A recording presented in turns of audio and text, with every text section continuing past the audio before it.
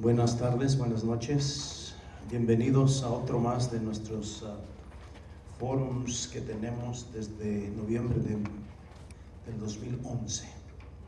So we have done about 35, I had to look at my data, but we started this series of forums or fora in November of 2011, and the first one had to do with veterans back in November of 2011, and we have consistently held these forums to inform our communities about issues that most of the time had to do with the electoral political process, but once in a while we also think that there are topics that we can fit in that are not necessarily political in nature.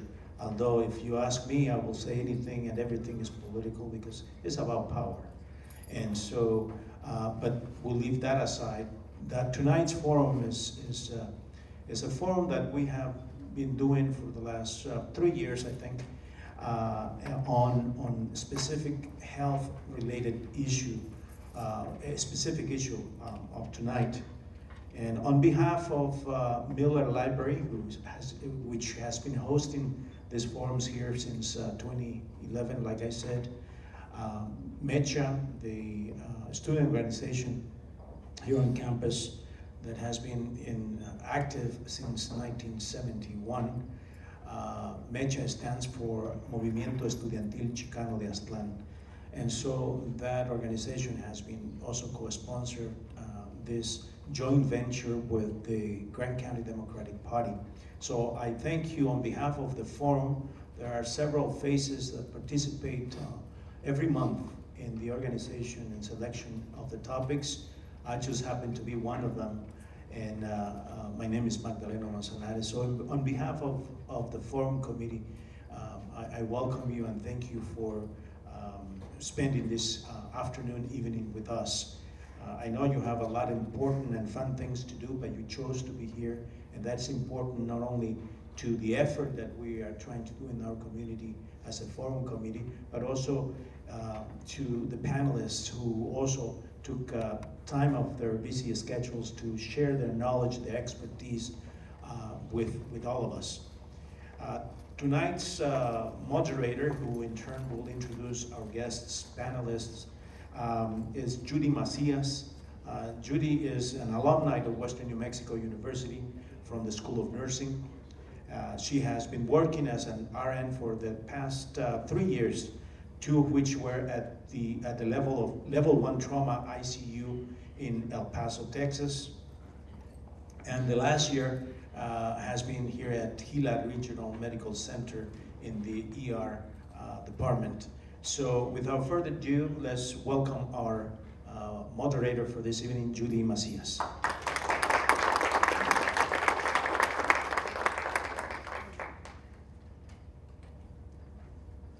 Hello everyone. I'm going to just kind of jump right in and introduce our first speaker. We have Terra Dunlap. Terra has a BS in Movement Science from WNMU and an MS in Athletic Training from Montana State University. She has coached many sports through all levels, junior high, all the way up to college ranks. She has been an athletic trainer at WNMU for the past 9 years and is serving as head athletic trainer for the last 5. She was recently promoted to assistant athletic director. Her job is to make sure student athletes stay safe and return to play after they fully recovered from an injury. Here, Terra, I'll let you start.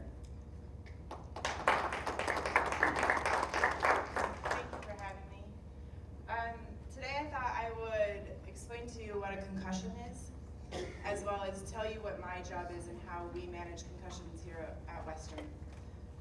So a concussion is a change in brain function following a force to the head. Sometimes it can be caused, or sometimes a symptom can be loss of consciousness, and sometimes, most of the time I would say, that doesn't happen, the patient is still awake. Also, the patient does have some neurological and other cognitive deficiencies, and we have ways to measure that. So one of the things that we pay attention to when we suspect an athlete has a concussion is sometimes those symptoms can be evident immediately. Like you can recognize it, you know that the athlete, there's something wrong with them because they're acting differently. And other times, those symptoms will be delayed. They could be delayed a couple hours, or they could even be delayed until the next day. So it's important for us as athletic trainers and other medical professionals to follow up with individuals that we feel have had a head impact. Another thing that people need to really be aware of is that concussions vary widely from each individual. Some individuals may have 1 or 2 symptoms, while others will have every symptom checked off on the checklist that we give them. I think a lot of times student athletes underreport their symptoms, and the reason they do that is because they want to play. The minute we suspect a student athlete has a concussion, we're holding them out, and they're not going to return to play. So most of the time, they try to hide their symptoms. So in that case, I have a couple safety nets. First of all, I really get to know my athletes, spend time with them every day. My main job here at Western New Mexico is to take care of the football team. So I spend every day with those student athletes. Is it not working? Right, here we go. Is that any better? I don't know. I spend a lot of time with those athletes, so I know when they're a little bit off, when something's not correct with them. The other thing that we really pay attention to is a symptom checklist. And most of the time, whenever I hand out a symptom checklist, the athletes are pretty honest. They know they have to be honest with me because my job is to look out for them. A lot of them call me Mama T, and that's because I do follow them around like my little chickies and make sure that everything's okay. The other safety net that I have built in is I have them sign a form saying that they are going to take responsibility for their own health, as well as they will report any injuries and especially concussion injuries of their teammates. And you'd be surprised on how many tattletales I have. I don't necessarily consider them tattletales in a bad way, but I think it's a great thing because a lot of times I don't catch all head contact in practice. So it's a good safety net that these kids are looking out for each other and that they understand the severity of a concussion. So one of my main focuses here at Western has been, we do have a concussion management plan. It's found on our website if anyone's interested in following up to look at it. Our number one priority is education. I think the reason that concussions have become so prevalent here in the last few years is because of the education that's coming out. People are speaking out about it and they're wanting others to understand it's not just a bump to the head or you got your bell rung. That's one of the terms that I'm sure we've all heard at some point, and it's people that are poorly educated. They just think, yeah, you got your bell rung, you'll be okay. Let's keep going. So one of my main goals and one of the goals here in athletics is to educate all our athletes, and that's our first thing. They have a form that they must sign that says they've watched a 9-minute concussion video from the NCAA. They have a form that they read that talks about the signs and symptoms of a concussion, and if they feel like they have any of those symptoms, they're to come directly to me or to our other athletic trainer on campus. And I do, at the beginning of each season, I sit down and we watch a video about concussions that really hits home. It shows a lot of athletes that are, for the most part, famous that we've seen on TV, and it tells about their story about being concussed and about continuing to play, and then all the repercussions that they've seen after that. So that's one of our big things is we give them a video, we talk about concussions, how severe they can be, and that ultimately if you continue to play with concussion and you get more head injuries, you can die. So, it is a scare tactic that I use, but I tell them, I try not to scare you, but it is a scary situation if you have a concussion and you continue to play and get hit in the head. So that's our number one thing in our education, or in our concussion management plan. The second thing we do is we do a 2-part test to pre-screen athletes for any concussions. We ask them about their history of concussions, how long they set out, did they miss any games, what were their symptoms, and who diagnosed them. So we have that information, as well as we do a SCAT-3, which tests all their cognitive abilities and as well as balance. We do an impact test. Again, it's a cognitive test that tests memory and focus.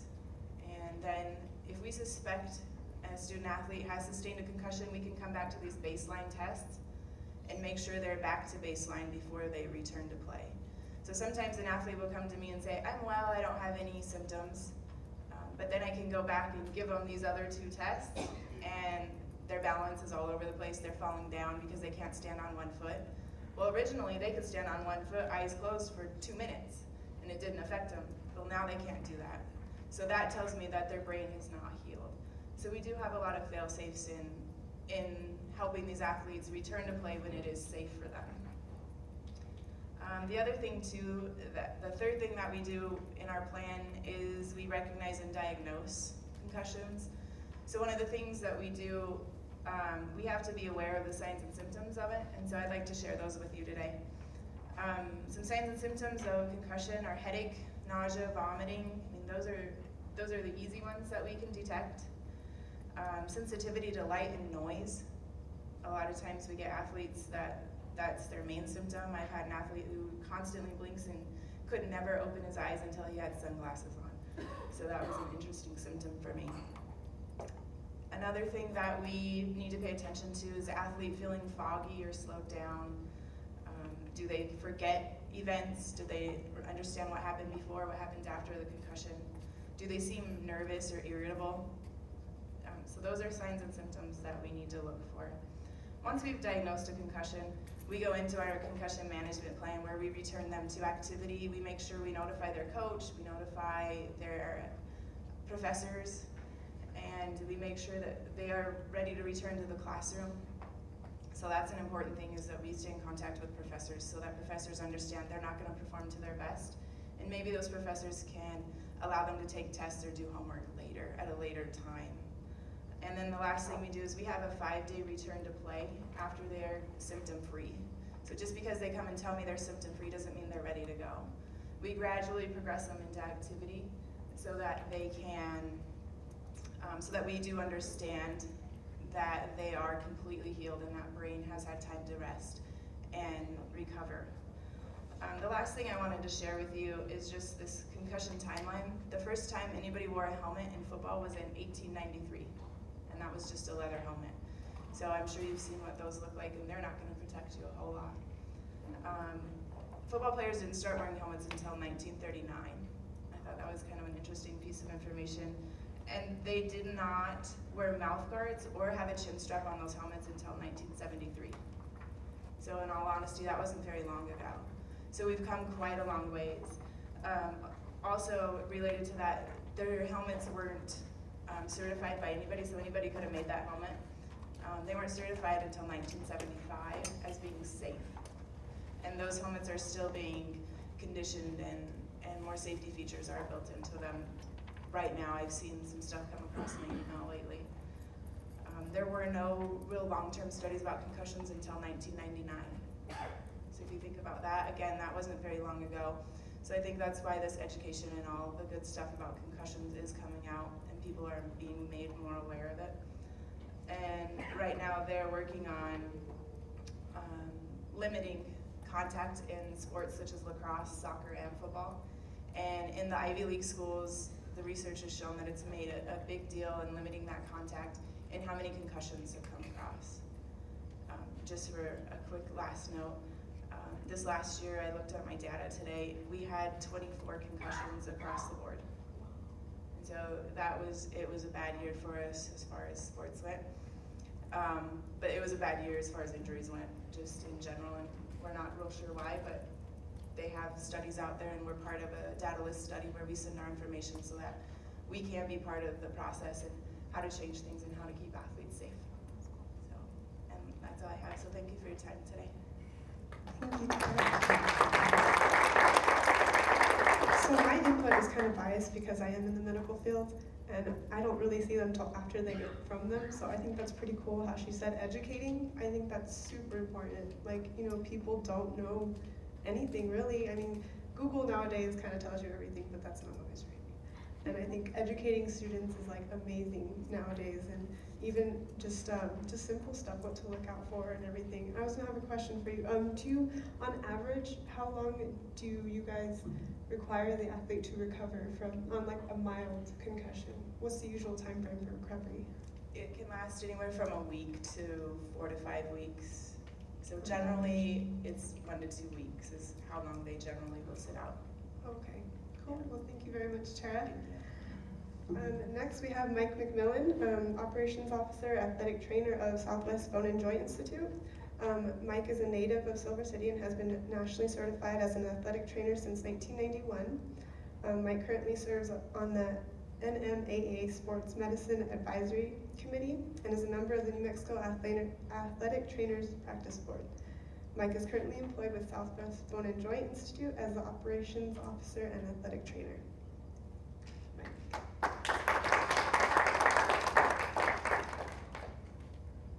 First of all, thank you for inviting me here to the panel tonight, and thank you all for attending. I was going to talk a little bit about the socio-political ramifications of concussion and where we've come since I've been involved with taking care of kids. And my background as an athletic trainer primarily is with high school athletes. I spent about 10 years in Texas on the high school level, and been back here in Silver City for about 10 years. My role here at Southwest Bone and Joint is a dual role, and so as an athletic trainer, it's really, I've worked with the Silver Schools on a part-time basis for most of the years that I've been back, and so I don't get to see the athletes near as much as like Terra does. It's usually a couple hours a day, and then I usually attend most of the home varsity events. When I started off training as an athletic trainer in my education process, the concussions were graded depending on your symptoms. So the medical profession kind of graded mild, moderate, severe, depending on the symptoms that an athlete reported or that were observed. And that, as Terra mentioned, if an athlete was knocked out, that was usually classified as a more severe concussion. Here in more recent years, probably in the last 8 to 10 years, as the research is developed and we've got more knowledgeable in regards to concussion. Now, concussions aren't graded on a first degree, second degree, or third degree, or moderate, mild, or severe. Basically, a concussion is a concussion. You've got one symptom or you've got 10. And so that's one change that I've seen since I've been involved as an athletic trainer, is that the way the medical professional looks at and treats concussion has changed. You know, as I said, it used to be mild, moderate, severe. Now it's if you've got one symptom, that then you've got a concussion. And so that's one change. The other changes that have occurred here more recently, since 2009, 2010, all 50 states have adopted some sort of laws regulating concussions and when athletes are allowed to return to play.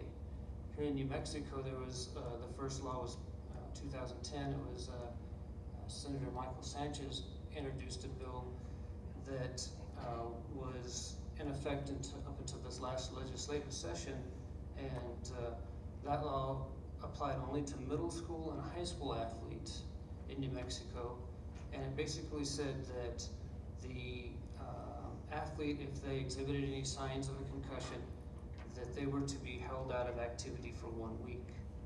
And it also included that coaches and athletes and parents required a little bit of education, and they had to sign off on that they've been informed about the risks of concussion. That law was changed this last year, and it was again Senator Michael Sanchez introduced a bill. It was Senate Bill 137, and basically what it did was it increased the time that an athlete needs to remain out of activity or game competition from 1 week to 10 days or 240 hours. The other thing that this law did is it also included the any youth program that participates on a school property or school facility. So in the past, the law only applied to junior high and high school. Now it applies to all youth groups that say use the school facilities, whether the school gyms, the school fields. They've got to abide by the same standards, and those standards are, again, coaching education, athlete education, parent signature, sign off, and then they've got to, if they do exhibit signs and symptoms of concussion, they've got to remain out of competition for 10 days, and they need a medical release. That's the other key to the law, is that the athlete has a medical release to return to play. So those are some of the aspects here specific to New Mexico, and some of the, I guess, legislative efforts that, as I've said, all states now have these laws. I think to some degree that's due to like say New Mexico is pretty rural. We don't have a lot of medical professionals that are available at our schools. Even myself, I'm only available at Silver on a part-time basis, so I think a lot of this was due to the effects or potential effects of continued concussions over time. We don't see those effects, or we're just now learning that we don't see those effects of multiple concussions over a period of time until later in life. So I think a lot of legislatures and a lot of medical professionals, a lot of sports medicine individuals are really now much more aware of concussion and the risks later in life for if they're not treated correctly.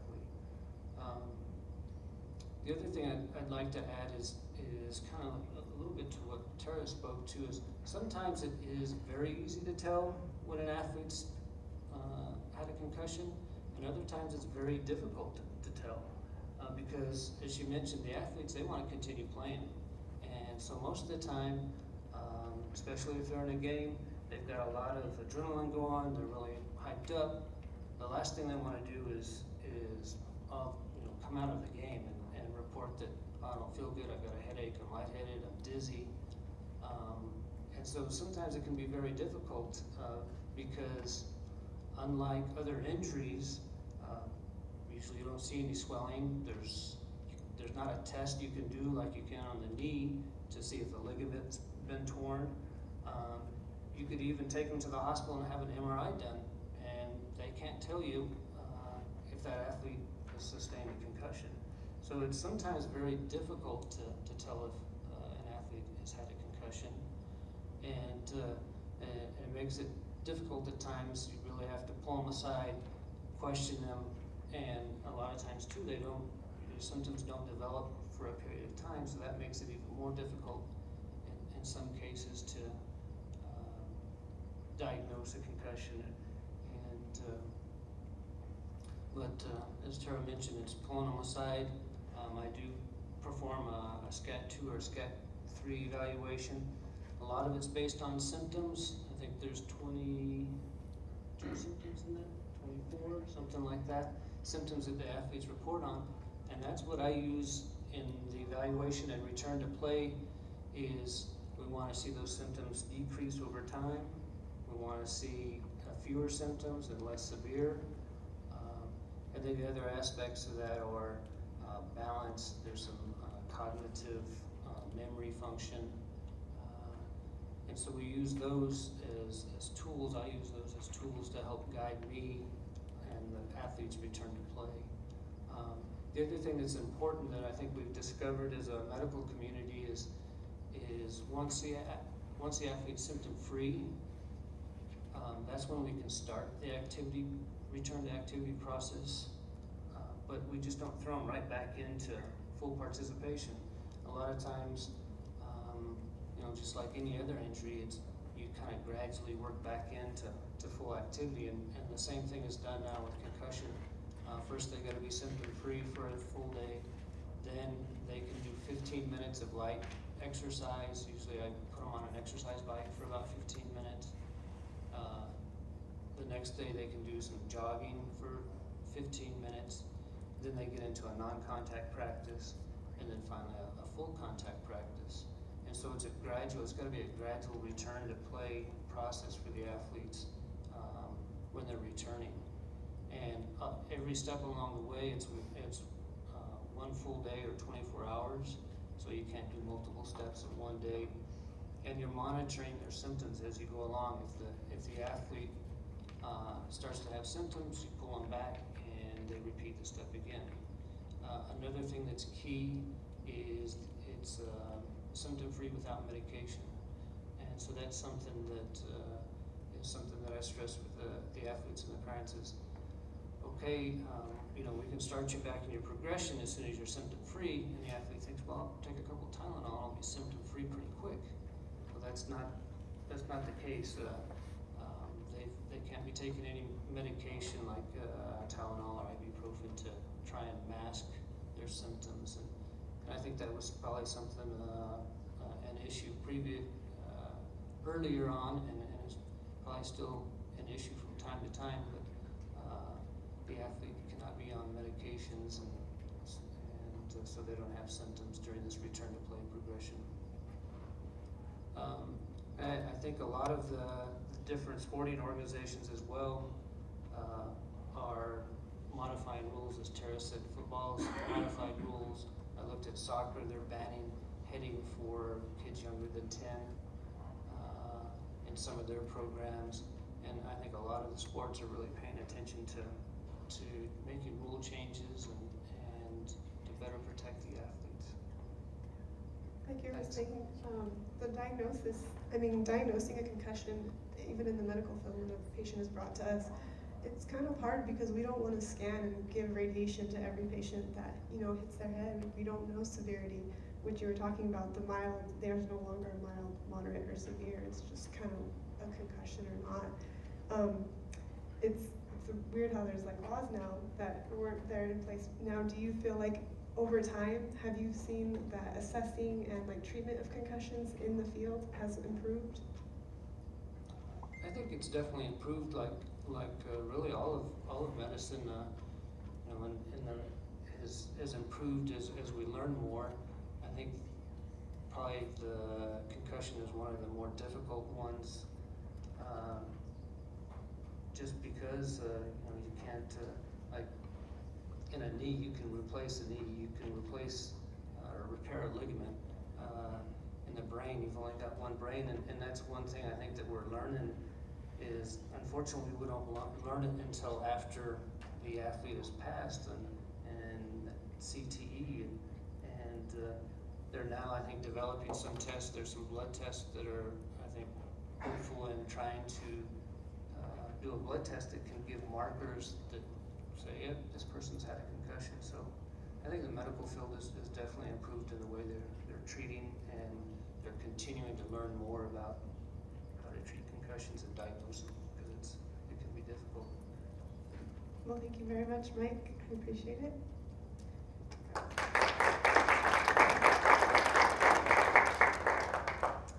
Next up, we have Hueteotl Lopez. Hueteotl Lopez is a father of 3 children, coached both of his sons, who are 11 years and 9 years old, in Silver City sports for the past 7 years. He's coached in kids and youth soccer, baseball, basketball, swimming, golf, wrestling, and even bowling. He's an avid sportsman. He is an accomplished competitive athlete in cross country, track, and wrestling, and in his adult life became a marathon runner. He is also a nutritionist. He has over 25 years experience coaching, training, and refereeing in youth sports. He is married to Sylvia Lopez, who is an adjunct WNMU fitness instructor and who is one of the first to bring Zumba fitness to Grant County.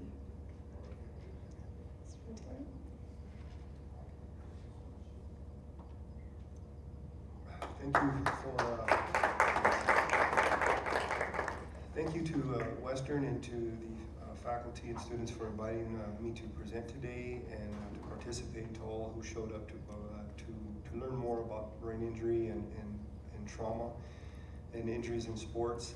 I thought as a coach and a father, I thought I'd try to emphasize today the importance of parents and coaches getting in line with professionals doctors, trainers, athletic directors, and I see all the individuals here at the forefront of putting protections in place for children as young as 5. Usually that's around the age when we start getting our kids involved and participating in sports. And I would emphasize to all parents and future parents and coaches to stay in touch with your professionals, the doctors and the athletic directors and the trainers in your community. A lot of parents who have their kids involved in sports have those professional roles in life.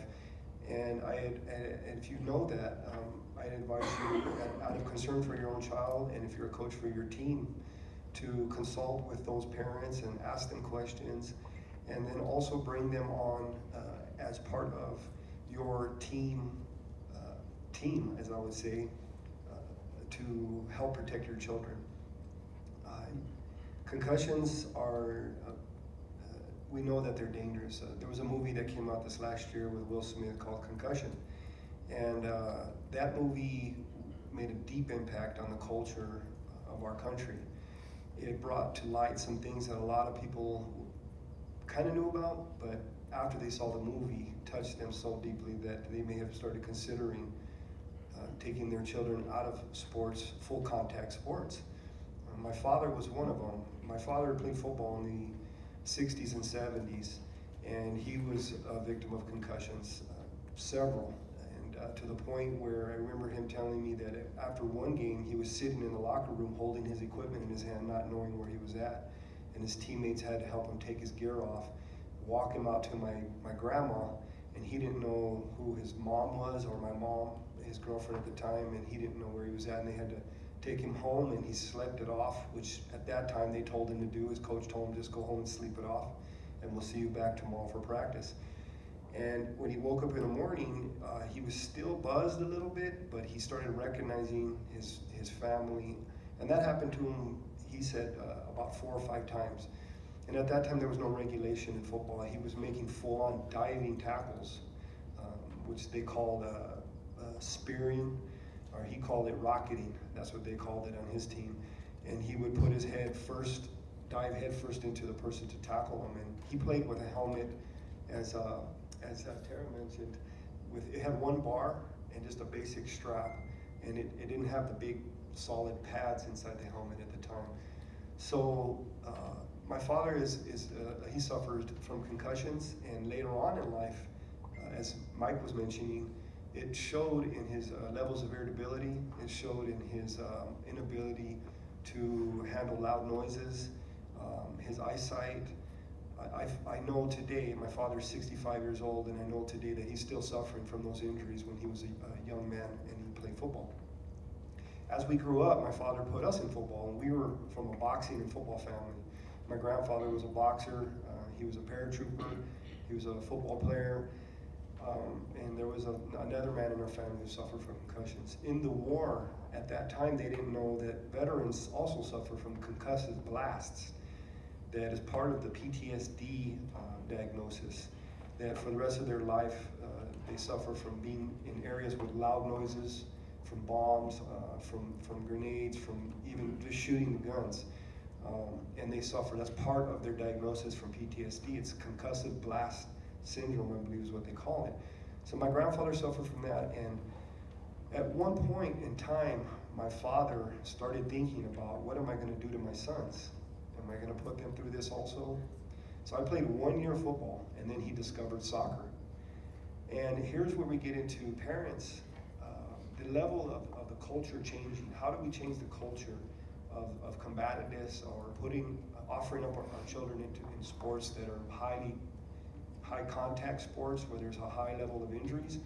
So I'm very thankful to my father for putting us in soccer, which limited the contact in the sport where there was a potential for concussions, but at the same time, soccer, again, is a sport where there's a lot of head contact with the ball and other individuals you're playing with.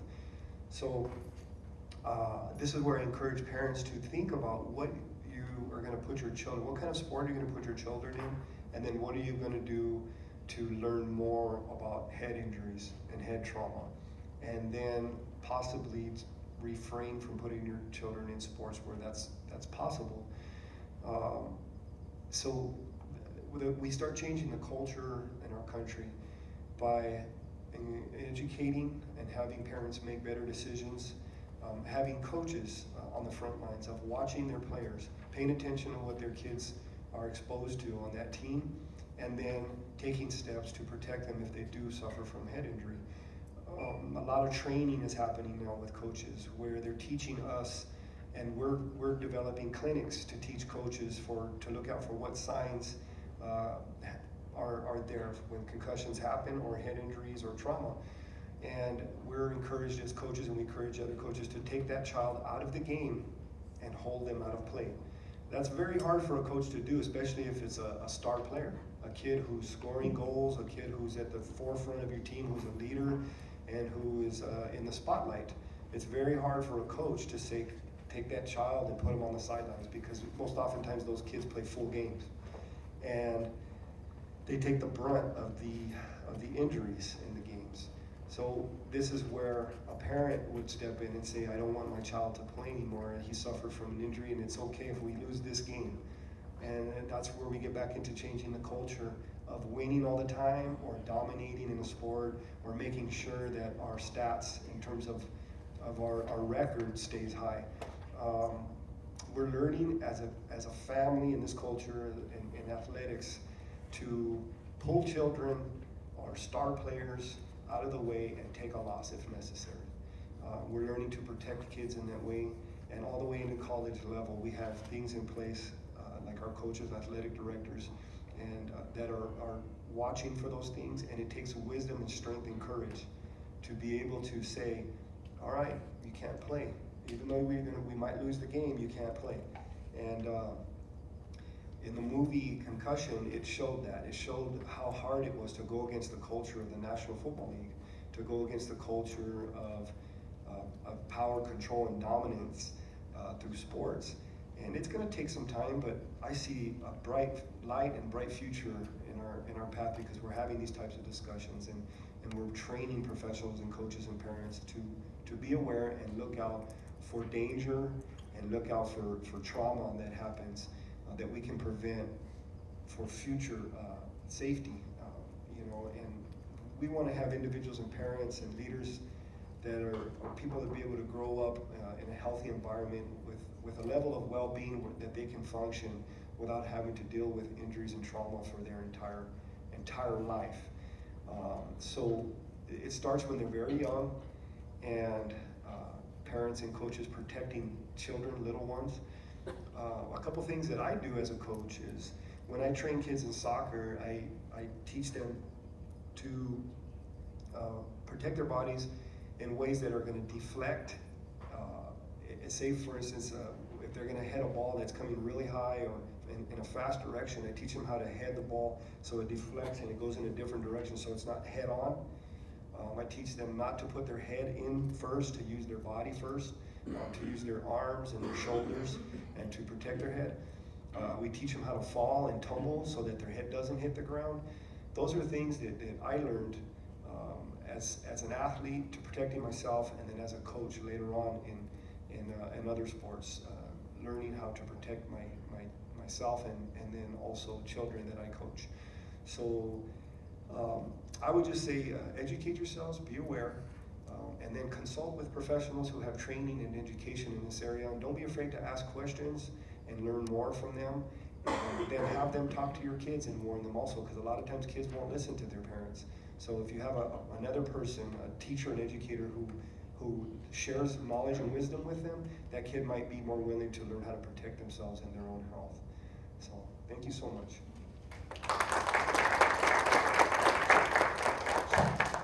Thank you, Hueteotl. And I think he makes an important point that concussions just don't happen with, athletes, like he was saying. PTSD.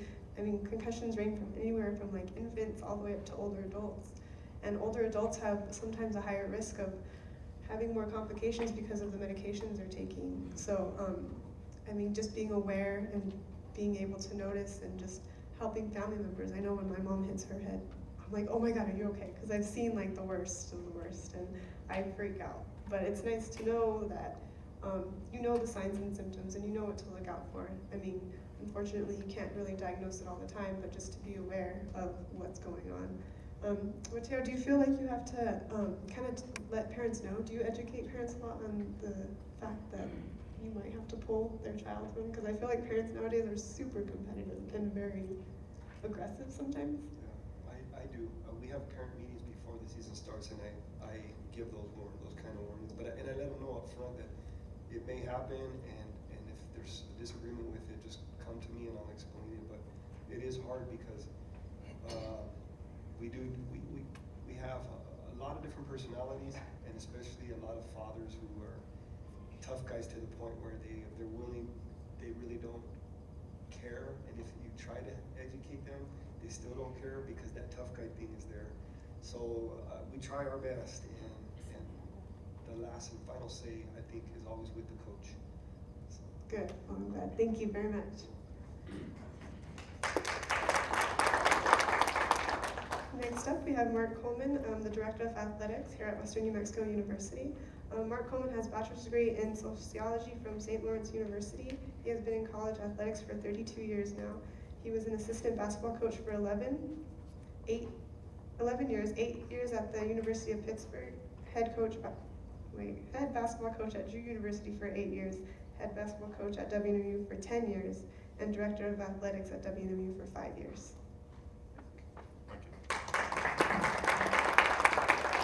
You know, I'd be the first one to say that I am not an expert in concussions.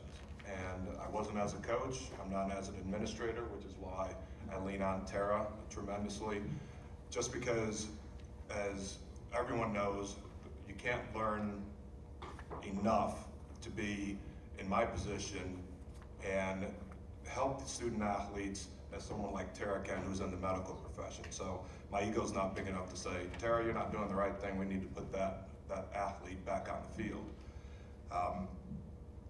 I want to speak to you then as a coach and an administrator, former coach and administrator, about where I started and where we are today. You know, back in 1983 when I first started coaching, we had none of these guidelines. We didn't have the protocol. All it was basically, and when someone hit their head, was tough it out. And you know, as a teammate, as you know, a coach, assistant coach, you always told the athlete to toughen out. Tough it out. The team needs you. And you know, just recently, and as Terra was saying, just recently, doctors and trainers have become more involved in the whole concussion protocol and making sure that we see the symptoms and making sure that we hold those student athletes out until it's time for them to get back in.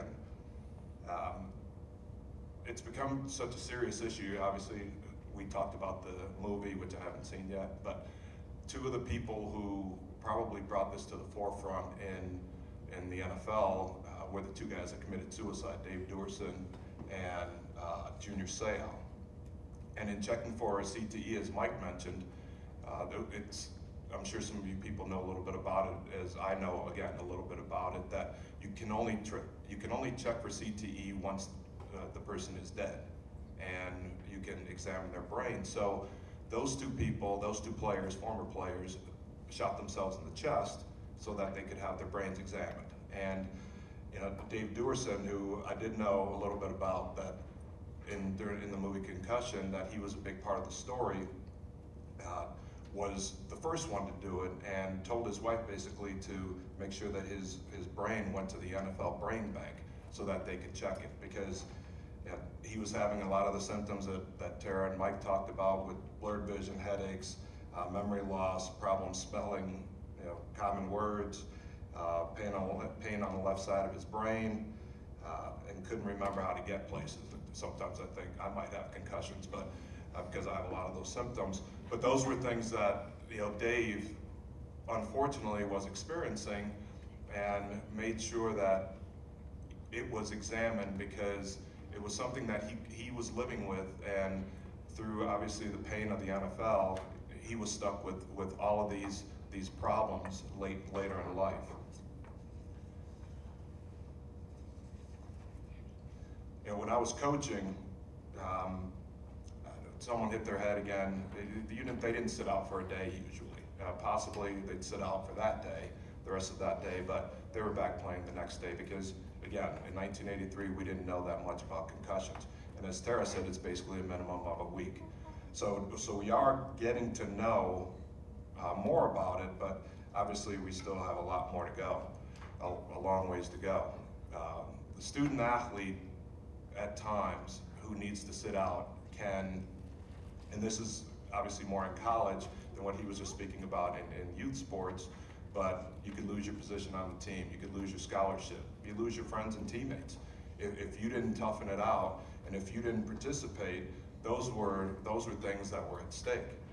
And again, like I said earlier, just recently, doctors and trainers basically got involved to take the pressure off the student athlete and put it on themselves.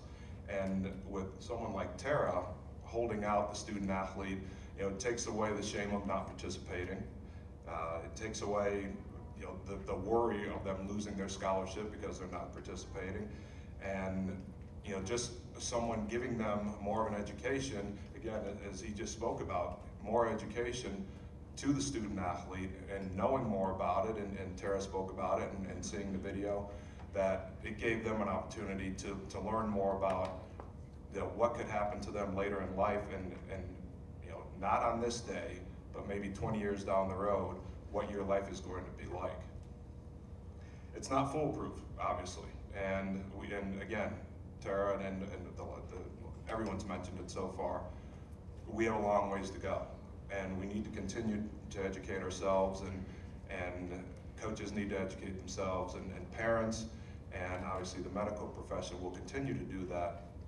But in a situation a couple of years ago, the Michigan quarterback got his, as Terra would say, got his bell rung, and he's wobbly, and he's doesn't really know how to get back to the huddle, and they put him right back in. The coach did nothing, the trainers did nothing, and he played basically the rest of that half. And you know, that was something that everyone on TV could see, especially with the seriousness of what we're going through with concussions, that everyone saw that and everyone knew that, and probably cost the coach's job in the long run. You know, not winning enough was a big part of it, but that was something where there was a big outcry for that coach to lose his job, because you could tell that player was hurt. However, the head coach is part of it. He had an offensive coordinator that was calling the plays for the quarterback. The trainers had to have seen that. You would have think the assistant trainers would have seen that, and no one was willing to pull that player out because he was such an important player. And this happened again just 2 years ago. The NFL now has people in the booth, and when there's a hard hit, they look at the film and they watch the player, and if they feel like that player is acting differently, if he's woozy, if he is stumbling around, if he's not moving as quickly as he usually would, they will examine that player. And I think because of what's happened with the NFL, they have more money, but they are leaps and bounds ahead of everyone else. However, they probably have the biggest problem. As you know, they had their lawsuit that was just settled for $1 billion, and many of them say it wasn't enough. And now my part as an administrator starts to come with lawsuits, which obviously the NFL was hit with a lawsuit, the NCAA has been hit with many lawsuits, colleges and conferences have been hit with lawsuits, and you know, as an athletic director, I have to make sure that I trust Terra and her staff and our doctors, that they're doing the right things for the student athlete, and again, to protect them so that we are not faced with lawsuits for Western New Mexico. There have been 6 suits filed, as I said, against the NCAA, and there was one settlement, and the judge basically did not give any monetary value to it, but he did say that they would have more safety protocols for the student athletes who had participated in sports, and every lawsuit so far has been football. We've talked about lacrosse, we've talked about soccer, but football is always the #1 sport for concussions because it's the most visible. There was no NCAA protocol until 2010. In the lawsuit, they have mentioned that, again, these are 25 to 35, 40-year-old former student athletes that are complaining of mood swings, depression, and sleeplessness. And again, these are things that people will have to live with for the rest of their lives, and it's something that, again, we need to educate ourselves and educate everyone in what it means to have a concussion. There right now is another proposed settlement for the NCAA at $70 million, and the part of that is better medical screening for the former student athletes.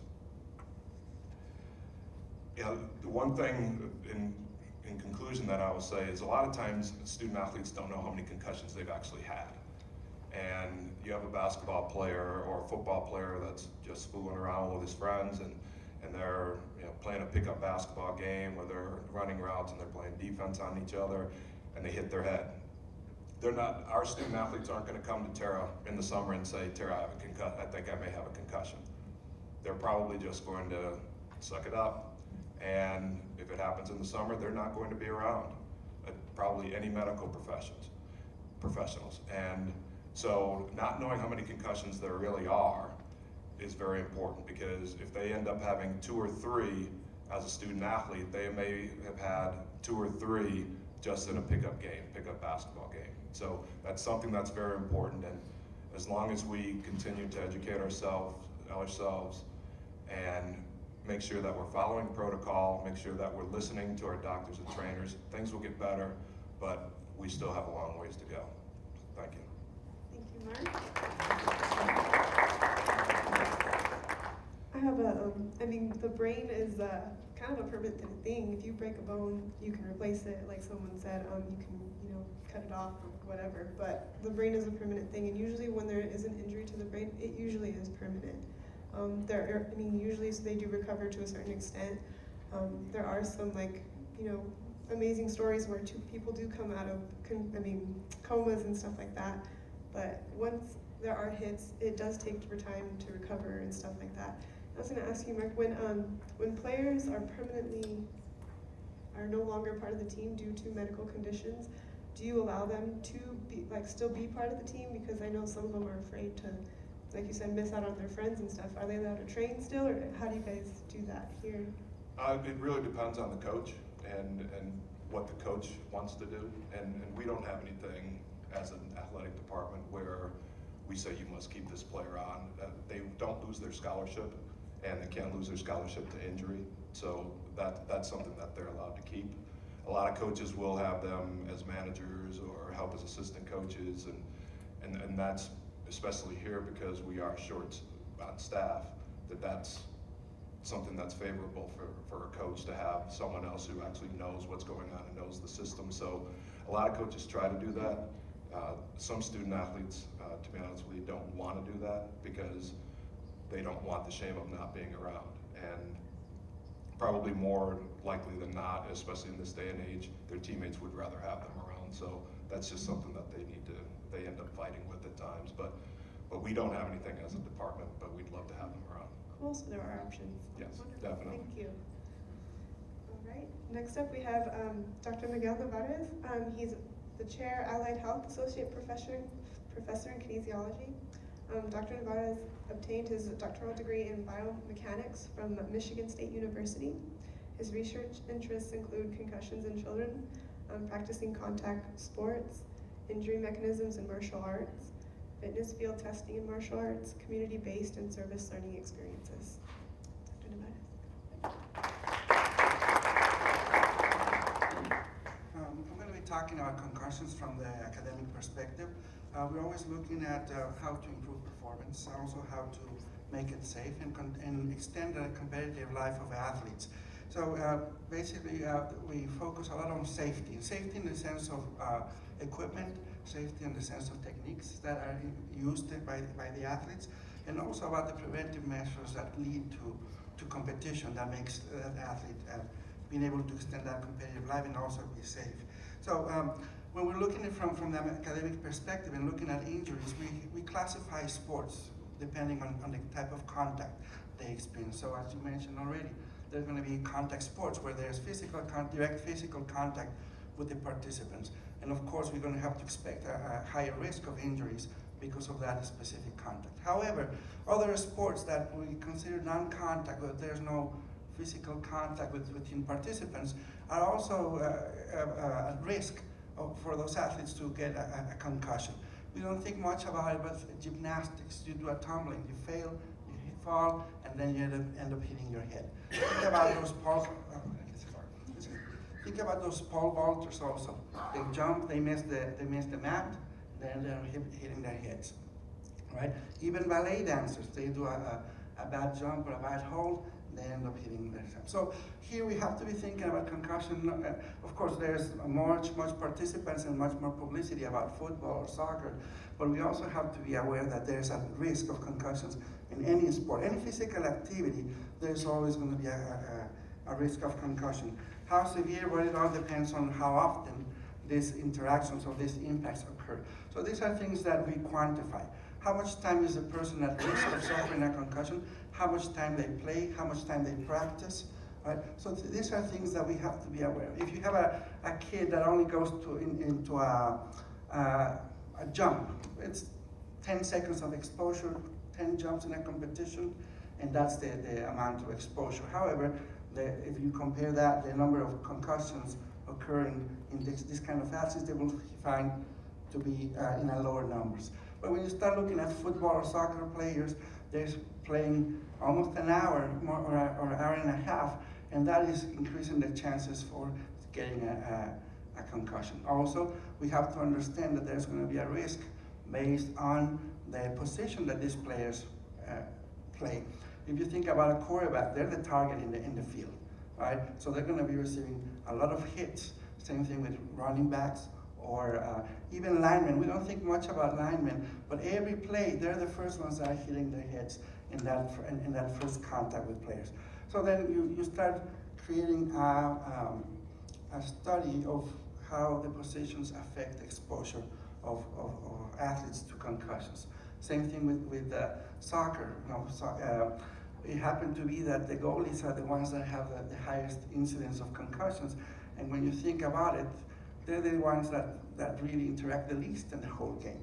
But the nature of the interactions during the game puts them at a higher risk for concussions. So here we have to be thinking about every sport will be creating risk for concussion. Now, when we're looking from a biomechanical perspective, how does this concussion occur? Well, why is it that a collision is going to create this damage to the brain? Of course, we talked about the symptoms already, but when you look at physiological markers, now we start seeing some of them that are telling us a story about changes in the brain physiology. If you see an X-ray or an MRI of people with a concussion, there's no physical changes in the brain. So then what is left to us to quantify is what are the forces that are creating this change in the brain that are affecting it to the point that you experience the symptoms of a concussion. But there have been different studies, particularly in the automotive industry, that have identified that the acceleration of the brain, that the brain experiences is the cause for this concussion. We're looking at movements that are linear, that movement in a linear fashion of the brain is the one that is causing some of this damage, unseen damage in the brain, this change in function. We also have seen that the rotation of the brain inside is also a factor that contributes to these concussions. So if we identify this as being some of these factors, then the question is, how can we measure this, right? In a live human, we cannot put a chip inside the brain and figure out how it moves, because that goes beyond trying to keep that brain healthy, right? So we have indirect methods. We were able to put accelerometers in mannequins that are similar to humans. We're able to put these same accelerometers into helmets that tell us about the acceleration of the body. Now, the difficulty or the difference of this is that the helmet moves in one way. When it makes contact with another object, this helmet will displace itself, will absorb some of that force, but it doesn't prevent the acceleration that the brain is experiencing. So that is one of the things that we biomechanists are looking for and trying to figure out how is it that this acceleration is affecting the brain. So we have these models, these mannequins that mimic that brain or that head, and we're able to quantify that acceleration indirectly. So we can measure how much acceleration a person experiences in a video. We can measure how this acceleration is people experience with a helmet on, and then we can transfer it now into a mannequin and put this mannequin under those same conditions and measure directly that acceleration of the brain. So it's interesting. We move in a three-dimensional environment, right? So we have accelerations going front and back, side to side, and up and down. Well, it has been observed that accelerations that happen front and back are the ones that are causing the most damage, and it's one of those main factors for those concussions. And as you see this water, right, how it's moving inside, the same thing happens with the brain inside our skull, right? And that is the problem. Now, we can stop the head from moving, but we cannot stop the brain from doing that inside the head. And that's one of the problems. So when Mateo was talking about changing the rules to prevent exposure of the head to that acceleration, well, that's one of the things that's trying to prevent that. And of course, it opens a debate, because someone will say, well, you're not getting the kids the skills that they need to be competitive. And it happens in football, soccer, martial arts. So it's always that problem. No? We are taking away some of this exposure, but then if we're thinking about the competitive advantage, we're losing it, right? Another aspect that also contributes to this damage to the brain is that rotational aspect. So our head will rotate also in these planes. And it happened to be that it was observed that this rotational front and back, it's also one of the other factors that is important for concussions. And the same thing, you will see, I can stop the bottom, okay, and the brain will continue to move, right? So helmets, when you think about it and why they were implemented, yes, they prevent from fractures, right? But they don't prevent the movement of the brain inside. And that's the kind of the quandrum that we are in. What kind of things we can do to maintain our healthy athletes and that everyone benefits from it. And it's of concern because we have a lot of kids, millions of kids doing all kinds of sports, non-contact, contact sports. And the research has shown us that the earlier the kid starts in the activity, okay, the more chances they have, or that they are at higher risk of suffering concussions. Also, we notice that when we have a concussion, it's more likely to have another one, even with a smaller threshold of acceleration. So this is something also to be concerned about. There's a pattern that we're seeing that there's a higher risk of multiple concussions as after you suffer one, okay? And if you have kids that are starting sports from 5 to 6 years of age, when they're 20, they won't be able to participate in their sports because most likely they will have suffered a series of concussions. And here the issue is that we're seeing this connection between these concussions and the CTE later on in life. And yeah, we like sports, we have our heroes out there, but we also want to be offering a safe environment for our kids. We know that there's values associated with sports. We want to keep them there, we want our kids there, but we also have to, as parents and coaches and even referees, we have to be thinking about how much are we willing to sacrifice the health of our kids. So that's. And in conclusion, I think that, the whole base of concussions is it is a head injury and we don't know, and like he said, MRIs don't even diagnose it completely. We know our bodies the best. We are who we are. And if you do feel something odd or different after a head hit, you know that there is something wrong. Your body is telling you that there is something wrong. So you have to be aware of those symptoms and educate people that, even if it's a week later and they're feeling nauseous or whatever, you can have a rebleed of a head, a week later. So just knowing and preventing and, just being educated on all the important stuff in concussions. It is important. Of course, your brain is the most important body part, I guess you would say. I was going to ask you, Dr. Rose, are you still conducting any research at all at this time? Well, indirectly, yes. We're trying to get equipment so we can continue doing this research. We did research with martial artists We measure the acceleration of the hit being experienced by kicking it. And we notice that even kids that are 13, 14 years of age are able to create accelerations that are known to cause concussions in adults. So we want to follow up on that. We definitely, you will see more research on that in that end, trying to figure out, how is it that how helmets protect, or how different techniques are going to be affecting acceleration. But definitely, we will continue to pursue those research. Awesome. Pathophysiology is amazing. It's very important. Well, thank you guys very much. I appreciate it. And that concludes the concussion discussion. For the men's health, we do have food outside of the double doors right back here if you guys are hungry, or beverages as well, I believe. So you guys are more than welcome. Does anybody have any more questions for the, I don't know, Greek first? Yeah, I think you're the first. Have a microphone or just walk loud? I can, No, it's okay. I can probably transfer it over. Well, I don't know. It's fun. You used to walk around with mine. Used to walk around. Very interesting. This last year or two, concussions, and some of you said the CTEs show that this impact over many times from the earliest years of playing football, for example, up through the national levels, has shown that these people have it right to their grave, the effects of it.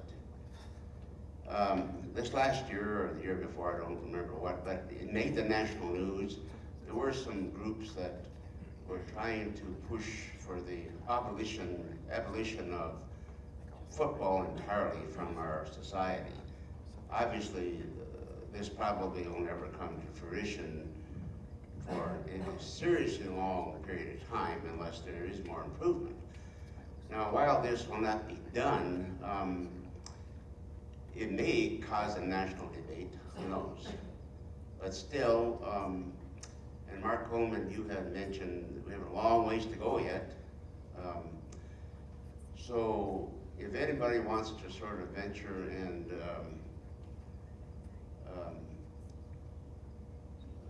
suggest how this national debate might take place, or if these groups still might make progress, if the concussions are going to continue, what specifically might be included in this, we have a long ways to go, etc. Whoever wants to do it. I'd like to address that. I think it's going to come down to the individual parent, and that happening in the thousands. I have a very good friend that I work for here in this community. He grew up in Lawrenceburg. He was an All-American and selected as a Gridiron's top 100 football player. And I mean, the guy is known all over New Mexico.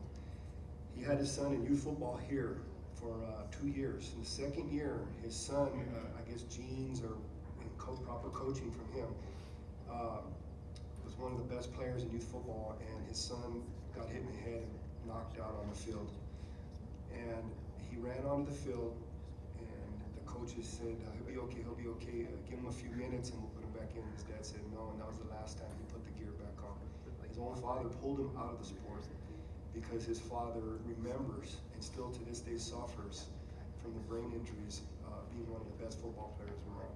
To do that as a father with that sport, football is a beautiful sport. It's fun to play. My little boy loves flag football, and I understand that they're going to extend the flag football division here up to, I guess, it ends at 8 or 9, but now they're thinking of ending it at 12. So they give kids options that don't want to play tackle. So his father pulled him out, and I asked in long discussions, what did it take for you to do that? And he says, you don't understand. Because I'd stay up nights. I couldn't even sleep because my conditioning is to put my kids in football. That's what I played. That was my glory. And to go against that was very hard for me to do as a father. So it's going to take individuals and the culture changing. And then I don't think they'll ever eliminate football. It's such a beautiful sport. But I think that's where the change is going to happen. I myself won't ever put my sons in tackle football. I don't think it will never be abolished. Football's too big. There are too many people who are in love with it. There's too much money involved. I do believe exactly what he said, though. I think that people will stop participating. We had a Notre Dame receiver just a couple of weeks ago decided he's not playing anymore because he's had 3 concussions. And I'm sure most of you know who David Robinson is, a former basketball player, who's his son. But to me now, all of a sudden you might be bringing in social, economic things where, someone who has no other way out, they think, except to play a professional sport, and football's their sport. That's their only way of making money, that they're going to continue to do it no matter what. The NFL is trying to, and I think Mike mentioned it, the NFL is trying to make it safer by coming up with new rules. Their kickoff rule, which is where most of the concussions occur on the kickoff, they moved it to the 35-yard line, and so there were more touchbacks, so there were fewer kickoffs. That, to me, doesn't sound like a great thing to do, a great suggestion, but it did produce fewer concussions because there were less kickoffs. They're talking about now, instead of them running from the 30-yard line through the 35-yard line on the kickoff, going from a standstill and going from the 35-yard line and not having as big of a run, so there's not as big of a collision. They're also talking about making it where you have to have 8 people up above the 40-yard line, where now there isn't the collision of 2 guys running 30 yards and having a collision. So the NFL is trying to come up with ways to figure it out, but you said it yourself, they won't do it. It's too big of a sport, and there's too much money involved, and for them to just pay out $1 billion and really not bat an eye, it's just amazing. And the commissioner makes $30 million a year, and so there's so much money involved in football that I don't think it'll ever go away. Interesting facts. I didn't know that. That's a lot of money. I would say also that I think it's always going to be around. I think they'll continue to change the rules. They'll never eliminate concussions. Just as was mentioned, you can put on the best helmet. They'll continue to try and develop better protection, but the brain moves within the skull, and that's where the damage occurs. So there'll always be concussions, and I think they'll continue to play football. They probably ought to go back to the leather helmets. I think that would probably make it safer in regards to reducing concussions, because I think when they went to the helmets, the hard helmets, that's when they started using their head as a spear, as a ramming device, and so they would probably be better off going back to the leather helmets. That's true. That's very true. I've never thought about that. My dad says that. I have a quick question. We'll get one right behind you first, and then you'll be right after. Yes, I personally understand as a parent how it feels to not maybe take your kid out of football, because I had 4 boys that went to Silver High and they all played football. One of them, 2 or 3 of them were excellent track runners. And my biggest fear was them getting their legs cut off from under them. And scholarships, giving up scholarships. But anyway, what I'm getting to is, say you got a kid that goes through high school. Well, you know that if he gets injured in high school, he's still going to get his education. He's going to go on forward and graduate in 4 years. But say you got a kid that's an excellent football player and goes in, say at WNMU here, and gets a scholarship, full ride, and he's playing football and everything, in his freshman year, he gets knocked out completely. Some injury, not only maybe concussion, but something else, a bruised kidney, a lot of things that can't be cured, and he's out for not the season, but for the rest of the year, and he can't play football anymore. What happens to that scholarship? In other words, the reason that we get those kids in there and playing football is to maybe they can't, how many are gonna make the pros?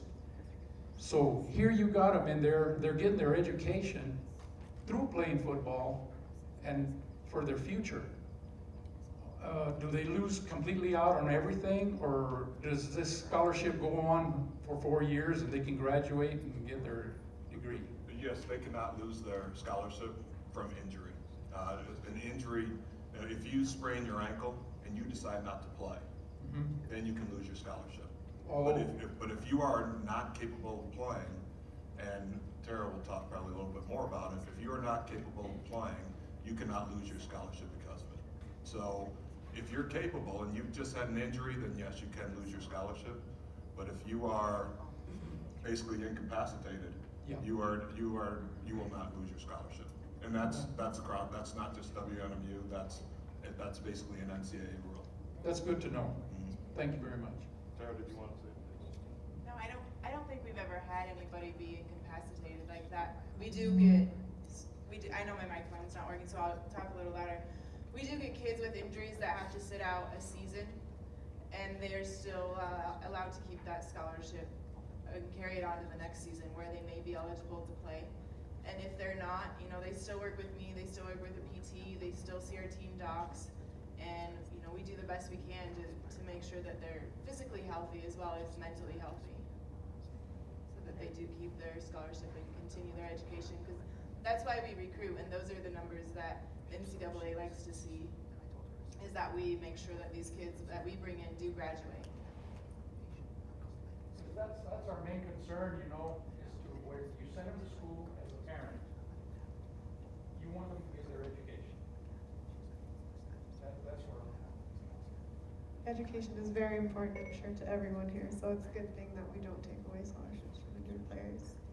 I don't know who was, we might have to. Oh.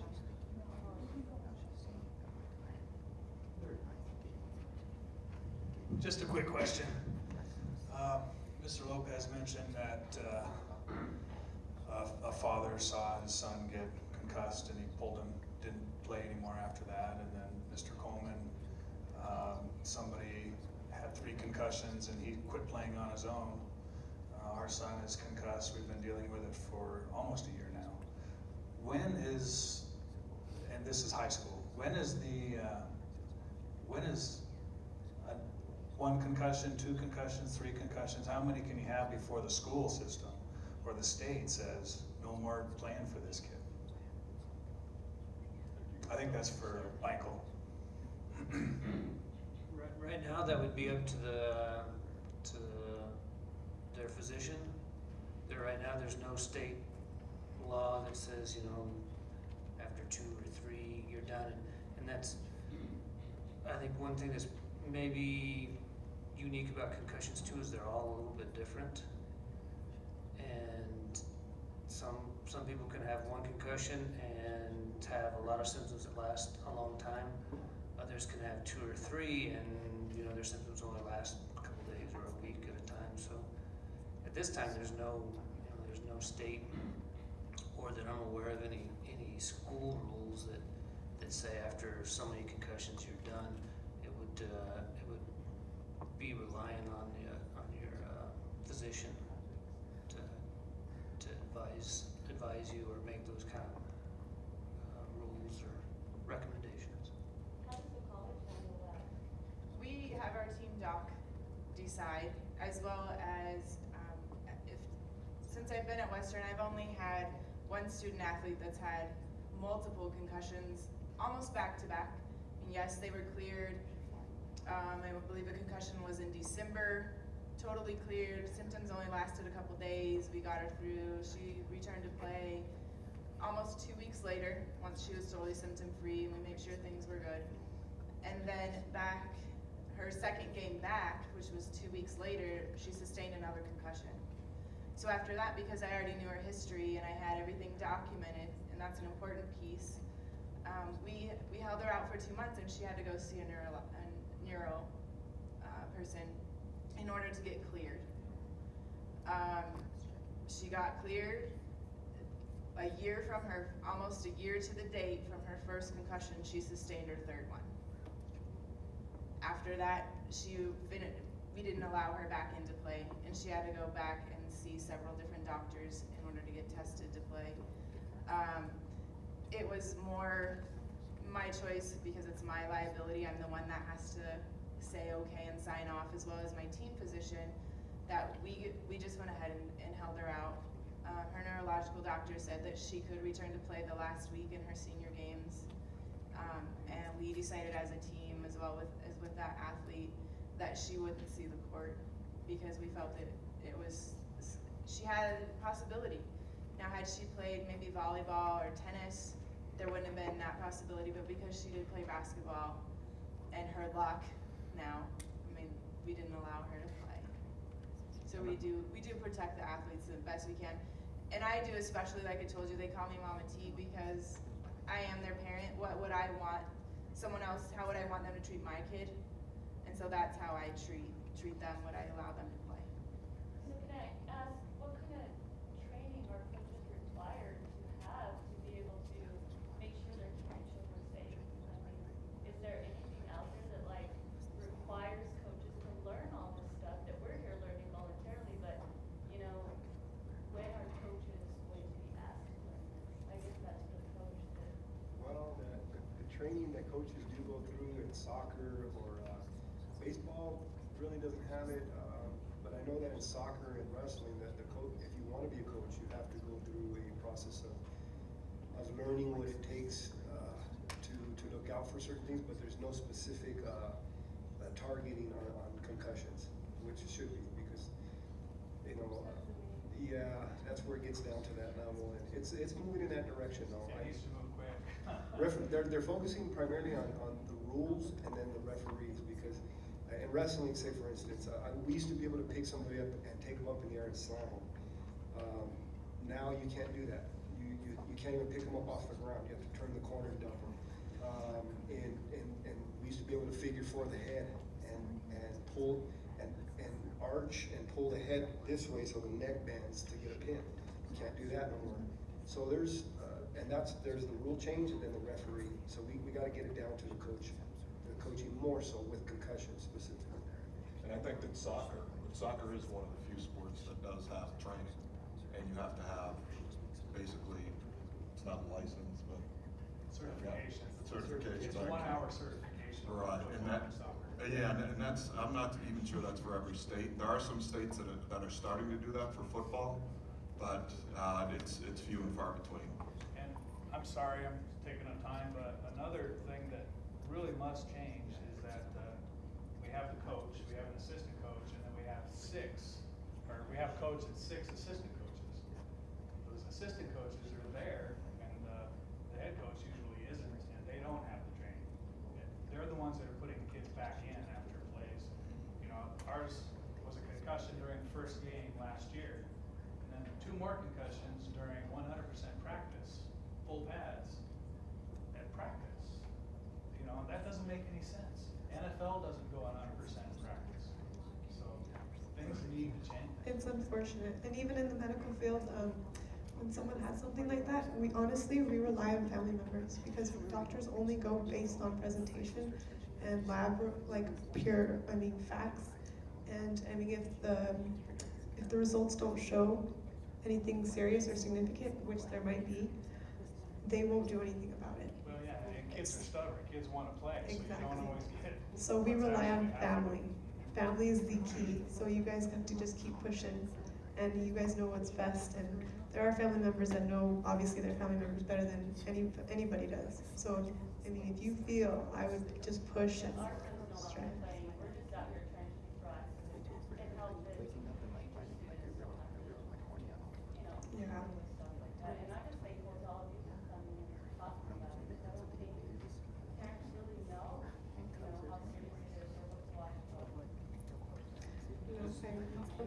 One thing I could add is in the new state law that was passed, and it was in the old one as well, it says that each district shall ensure that coach participating in school athletic activities and the school district receives training provided.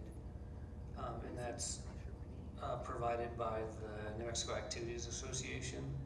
And I think they use their training based off the National High School Federation training for concussion. So that's what all the high schools in New Mexico, all the coaches, all levels, well, I should say middle and high school level coaches should be taking that certificate in order to be coaching.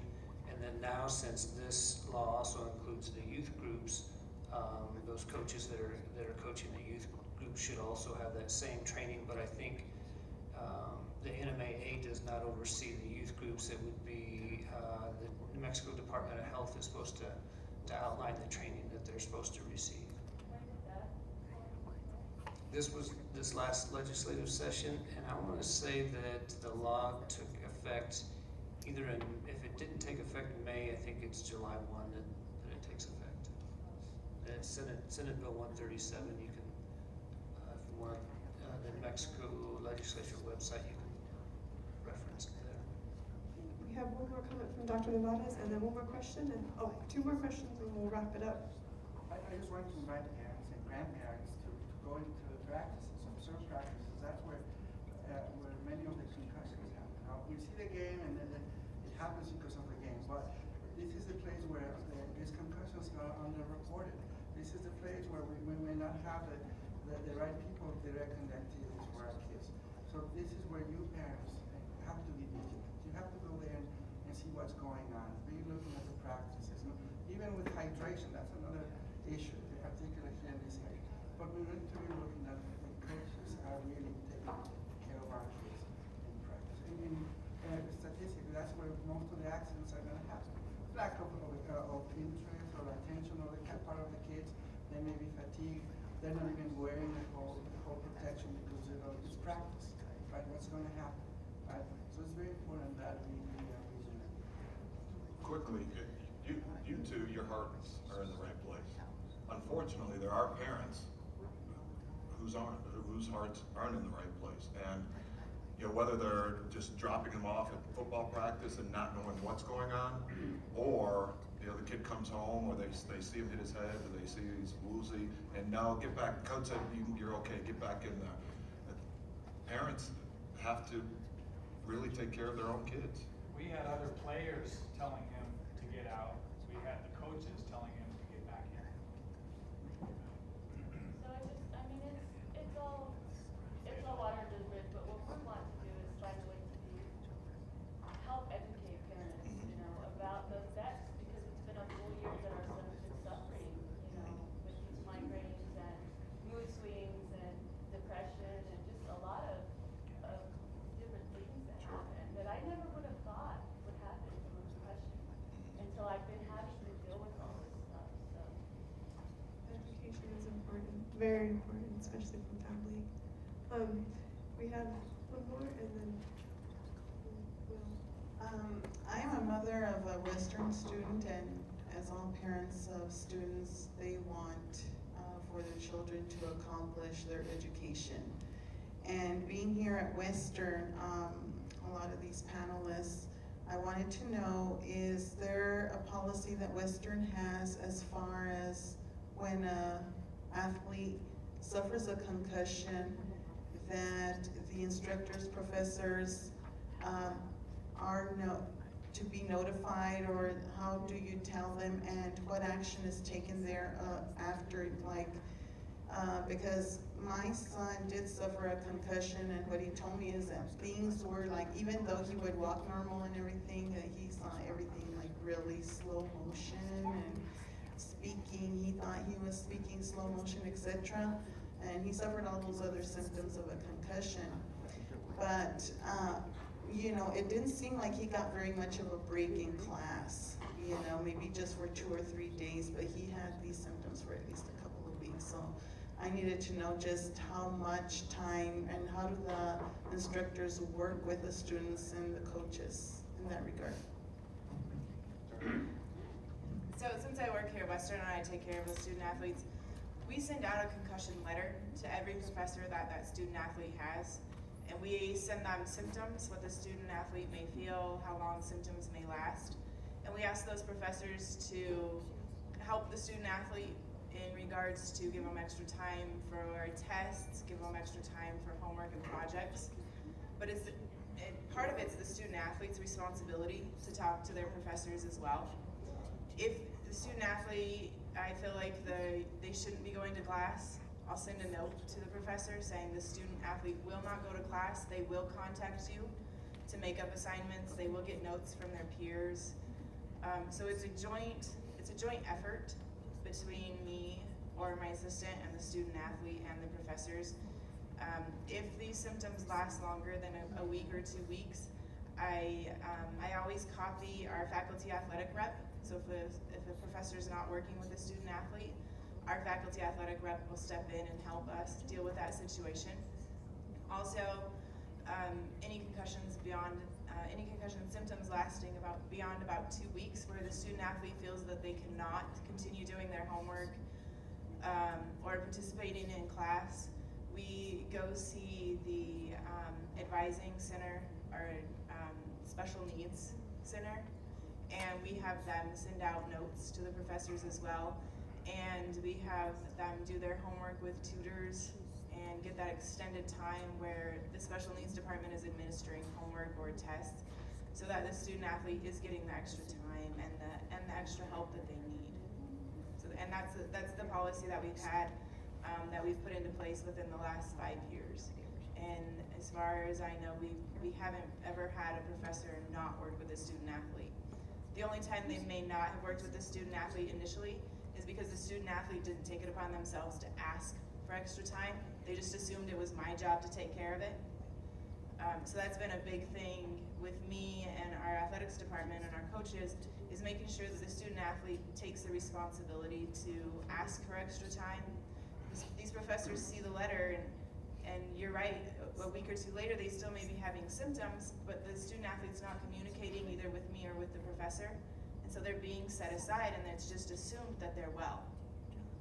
So that's one of the jobs that I try to do is just to educate those athletes and remind them daily to talk to their professors, because everybody's going to work with them as long as they communicate. Thank you very much. And I think that concludes it. I know you had a question. I don't know if we're out of time. I'll let him be the bad. I am the bad guy. Thank you so much, Ms. Macias, and all the panelists, Terra, Mike, Hueteotl, Mark, and Miguel. On behalf of the Grand County Democratic Party, Miller Library, and Macias, thank you so much for sharing your hour and a half with us. And let's give a round of applause to the moderator and the panelists, please.